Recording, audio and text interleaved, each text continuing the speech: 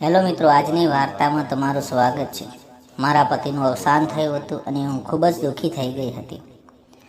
પછી મારા જેઠે મારી દરેક ખોટ પૂરી કરી અને અમે બંને પતિ પત્નીની જેમ રહેવા લાગ્યા હતા. હું મારા જેઠની દરેક વાતનું ધ્યાન રાખતી હતી અને તેઓ મારી દરેક ઈચ્છાઓનું ધ્યાન રાખતા હતા. અને રાત્રે તેઓ મને, મિત્રો મારું નામ પિંકી છે અને આ મારી ઉંમરમાં હાલ 25 વર્ષની છું અને હું દેખાવમાં સુંદર છું અને મારી બોડીને સંપૂર્ણ ફિટ રાખી છે, કારણ કે હું રોજ કસરત કરું છું અને મારા લગ્ન જીવનને 7 વર્ષ થઈ ગયા છે. મારા માતા પિતાએ ગરીબીના કારણે મારી નાની ઉંમરમાં એક છોકરા સાથે લગ્ન કરાવી દીધા હતા, પણ તે છોકરો ઘણીવાર બીમાર રહેતો હતો. તેના હૃદયમાં કોઈ સમસ્યા હતી.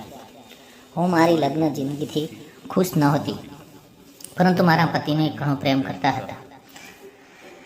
હવે મારા લગ્નને 2 વર્ષ થઈ ગયા હતા, પણ હજુ સુધી કોઈ પણ બાળક નહોતું. ઘરમાં હું, મારા પતિ અને મારા જેઠ રહેતા હતા. અમે ત્રણે ખૂબ જ પ્રેમથી રહેતા હતા. મારા જેઠની ઉંમર લગભગ 30 થી 35 વર્ષ હશે, પરંતુ તેઓ ખૂબ જ યુવાન લાગતા હતા, કારણ કે તેમણે તેમના શરીરને તંદુરસ્ત રાખ્યું હતું. અને એક દિવસ મારા પતિની તબિયત વધુ બગડી ગઈ અને તેમનું અવસાન થઈ ગયું. હવે હું એક વિધવા બની ગઈ અને મારા પતિના અવસાનનો ઘણો સમય થયો હતો. હવે મારા જેઠ મને ઘરમાં એકલા રહેતા હતા અને ખૂબ જ ઉદાસ રહેવા લાગ્યા. પરંતુ મારા જેઠે મને ખૂબ જ સમજાવતા હતા અને તેઓ કહેતા, પિંકી, હવે જે થવાનું હતું તે થઈ ગયું. તું વધુ ચિંતા ના કર, તો હું પણ બીમાર થઈ જઈશ અને તું પણ શું કરીશ? તું ફરીથી લગ્ન કરી લે. તે જોતા હતા અને પછી નક્કી કર્યું કે હું નોકરી કરવા લાગ્યો, કારણ કે હવે ઘરમાં કમાવા માટે કોઈ હતું જ નહીં. હું દિવસમાં ઓફિસમાં રહેતી અને સાંજે 7 વાગે ઘરે આવતી હતી. પૈસાની ખાસ ચિંતા નહોતી, છતાં હું વિચારતી કે ખાલી ઘરે બેસી રહું એનાથી નોકરી કરતી. તેનાથી સમય પસાર થઈ જતો હતો અને હવે મારે પતિ ગયાના ઘણા સમય થઈ ગયો હતો અને હું ધીમે ધીમે દુઃખમાંથી બહાર આવી ગઈ હતી. લગ્ન કરીને મારી એક ખૂબ જ સારી સહેલી છે. બંને સાથે ઓફિસમાં જતા હતા. એક દિવસ ઓફિસમાંથી નીકળતા સહેલીએ મને ઘરે બોલાવ્યો.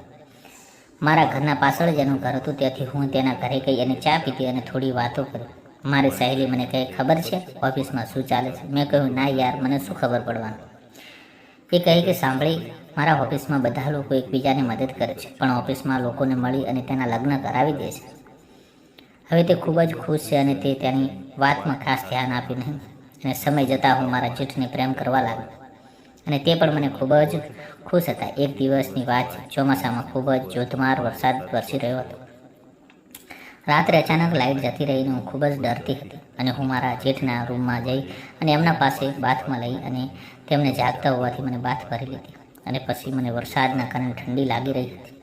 પછી મારા જેઠે મારા આખા શરીરને ચૂમવા લાગ્યા અને મારા શરીરમાં હવે આગ લાગી રહી હતી.